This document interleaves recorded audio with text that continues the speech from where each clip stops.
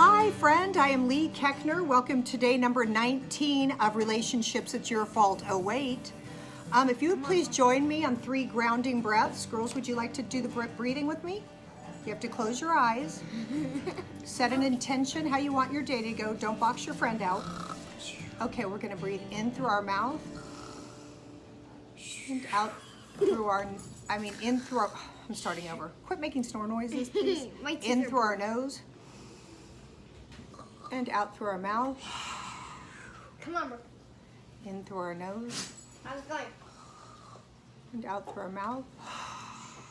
Come on, bro. Final breath in through our nose and out through our mouth. Deep breathing is fantastic, especially when there's a little rambunctious child pulling on your chair. Okay, you guys, we're in day 2 of romantic relationships. I want to talk a tiny bit about you can recreate your marriage daily. Even if you've been married for 20 years, you never ever have to be stuck in a rut or settle for what is. And talk a little bit about divorce. No matter how your relationship is now, it can get better, right? Just as we can get stronger and better and smarter and wiser and faster and all that, so can our relationships. It's never too late to improve your relationship. Actually, trying new things kind of kickstarts relationships, gives it a little extra boost. Has there been in your relationship disrespect, hurtful words, inconsiderate actions that's happened in your marriage? Is it happening currently? You can tweak it. What I love about every new moment is that it's fresh. It's never coming again. It's never happened. And it's fresh for us to create what we want in each new moment. You can teach your partner how to treat you. Seriously, you can teach an old dog new tricks. If you are evolving and growing, you are building your self-esteem, you are healing old hurts. You might have attracted a partner when you weren't feeling so good. And now you're kind of evolving, and maybe your new partner is not evolving with you or at the same rate as you. But you can still love them, and through tenderness, kindness, and communication, you can teach them or tell them what you need or what you would like. So oftentimes we think, gosh, I wish my partner would put his arm around me more or put his hand on my knee or look in my eyes or give me a compliment. But unless we share those things with our partner, we're setting ourselves up to get pissed, and we're setting ourselves up for failure because they're not mind readers. We have to communicate our wants in a loving way so they don't feel like you're saying, you never do this, could you do this? It's like, I've been thinking how much I want to grow closer to you. You know what's something that I would love? If you would put your hand on my knee when I sat next to you, wherever we are, at a baseball game, at church, in the car, unless you're driving. And then what's something I could do for you? What's something that I could do for you? Teach your partner how to treat you. If you want more sex, if you feel like you're being talked down to, if you're sick of doing everything and the other person's not doing as much, awesome. Don't hold that information in, because that's going to build resentment and burn bridges between you guys. Share with your partner how excited that you are, and start with something. Oh, wait. I gotta read my writing here. Share with your partner how excited you are that you are now starting to take care of yourself and make yourself a priority, and that when you feel good, others will feel good as well. Thank them for the things that they're currently doing that you like. I really like how you take the trash out every night after dinner, or I really like how you play catch with little Johnny. Let them see how you appreciate them. Then you can say, hey, I was thinking, since we're both working the same amount of hours, I would love it if after I make dinner at night, you would rinse the dishes and clean them or put them in the dishwasher. I would really, really appreciate that. And then see how that goes. And if that goes for a week, throw in something the next week.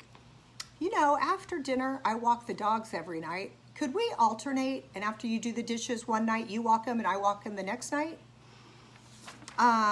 Or, hey, I take the kids every morning to school and you get to exercise. Now that I'm making myself a priority, could we alternate that? I drive them one day and you exercise, and I drive the next day, you exercise. And maybe on Saturday, we both make time to exercise to make up for the missed days. So that's just creating what you want, that it's never too late to settle into the story. I have to do everything. That's because you're doing everything and you're not speaking up in a loving way. You're not, maybe in the past you didn't feel worthy and you felt like you had to, now not so much. So speak up, start with appreciating what they do that you do like, and then say, I'm trying to be healthier. Could we try this new way? Remember to see each other and listen to each other. That's the two most important things we can do with other human beings, is to see them and hear them. When people feel heard, they feel like they matter. When we share with them that we like the things that they're doing, they feel appreciated. You want to know what can happen? If you don't appreciate each other and you stay stuck in a rut and build up resentment, you can have a partner that cheats, or divorce can come.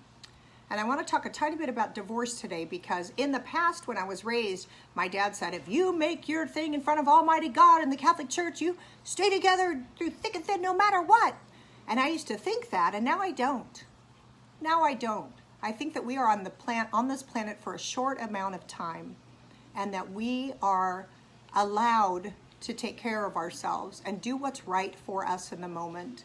And if you are with a partner, like I said the other day when a guy asked a question, he said, if my partner sits down and no longer will participate really in moving forward or in life with me, do I have to stay with them? And I said, no, you don't. Absolutely. You don't have to do a damn thing on the planet that you don't want to do. We should never, I should do this or I should do that, because we were told that when we were young. You should do and could do what is right for you in this moment, a self-honoring choice. So divorce I used to think was bull ass, but now I think if your partner is no longer walking with you, you are no longer in a partnership. But if your partner is kind of moving forward, but a little slower than you, there's still work to be done in communication and all that. And remember that you did really love each other once, and that is still somewhere inside of you. You can tap that. The number one reason men cheat is a lack of emotional appreciation. To appreciate means to recognize the full worth of implication, to be grateful for, and to understand fully. On CNN online, it said she makes them feel different, the woman he's cheating with. Makes them feel appreciated and admired. Men look strong, powerful, and capable, but on the inside, they're insecure like everybody else. They're searching and looking for somebody to build them up, to make them feel valued. And so many men didn't get built up by their parents. If their dad was kind of a tough ass, they want him to be a man, suck it up, don't show your emotions, go out there, you're not hurt. So men have a really hard time expressing how they're feeling, unless you're born kind of a sensitive, communicative guy. So they need someone to build them up, and they need someone to appreciate them and see them. They're searching for that. The majority said it was an emotional disconnection, specifically a sense of feeling underappreciated, that they went to outside the home to find it. It wasn't like they thought someone was hot and they wanted to go jump their bones. They liked how they made them feel and appreciated. A lack of thoughtful gestures. Men are very emotional beings. They just don't look like it, or they don't seem like it, or they don't tell you that they are. Okay, here's something else about women who are cheating. Since 1990, notes the psychoanalyst and writer, and I did not write her name, but I will find it, the rate of married women who report that they've been unfaithful has increased by 40% since 1990, while the rate among men has remained the same. Women's infidelity is more closely allied to the female sexual assertiveness, a sense of I'm taking this for me. Finally, I'm doing something for myself. So maybe at home they feel like they do everything and everything's a chore and blah, blah, blah, blah. They love their partner, they say. They don't want a divorce and they don't want to hurt him, but they want to fill themselves up. That could be two ways. They want to fill themselves up with something that they choose and they feel empowered and powerful. So I think it's interesting because I don't want my husband to cheat and I don't want to cheat on him. So what I'm taking from this is, if I need to feel powerful and assertive, I'm going to find a way to bring that to my husband, to have that fire with my husband, or to feel like I'm in charge with my husband, not resentful or pissed off. And for my husband, I'm going to work on appreciating him and let him know all the things that I like that he does. As a matter of fact, my husband and I used to do 3 appreciations. I say used to, right? We've gone through a bumpy time. Maybe we need to get back to this. But at nighttime, I would say something I appreciate about myself and then something I appreciate about Dave. I appreciate about myself, I exercised today. Dave, I appreciated that you threw the ball with Sergeant. And then he'd say, I appreciated you got the kids to school so easy, and I appreciated that I worked on my stand-up. Whatever it is, and we just take the time before we go to bed to see each other and acknowledge what we've done that day. Don't give the best of yourself everywhere else, then bring home the leftovers. Have a new experience, and not just in bed. Novelty breeds intensity and arousal. After all, if you find ways to cultivate all the different sides of yourself, you can have the benefits of a monogamous affair, monogamous Massachusetts affair, right? Find ways to be sexy and empowered and bring that to your marriage, not the same old tired stuff. Try sex toys. Try watching something that is erotic. Somebody just told me that porn was dirty and bad the other day, so I was going to throw that in. Whatever it is that excites your relationship, lets you show up in a different way. You have no idea how you can surprise your husband or how he can surprise you or your lover or your boyfriend, girlfriend, whatever relationship you're in or wanting. Two people coming together to be better as one than alone. Love each other back to your greatness. When it gets really ugly, remember that love needs to be applied, not anger. When someone gets ugly, apply love and not anger. Communicate with your partner, collaborate with them. And here's my quote today. Let's find grounds to stay married rather than grounds for divorce, unless your partner has tapped out and they suck. I just threw that part in. Dear God, thank you for relationships, whether we're dating, whether we have a crush on someone, whether we're living with someone, whether we're married. Thank you for relationships where they reflect back how we feel. We ask that you send a special blessing today to everyone who's struggling in their relationship, that they might feel loved and whole, and that they could just go to their heart and feel how powerful that they are, just as they are. Send a blessing out to everyone that we may be uplifted today. Amen. Thank you guys so much for tuning in to relationships, divorce, and keeping it fresh. And tomorrow is day number something.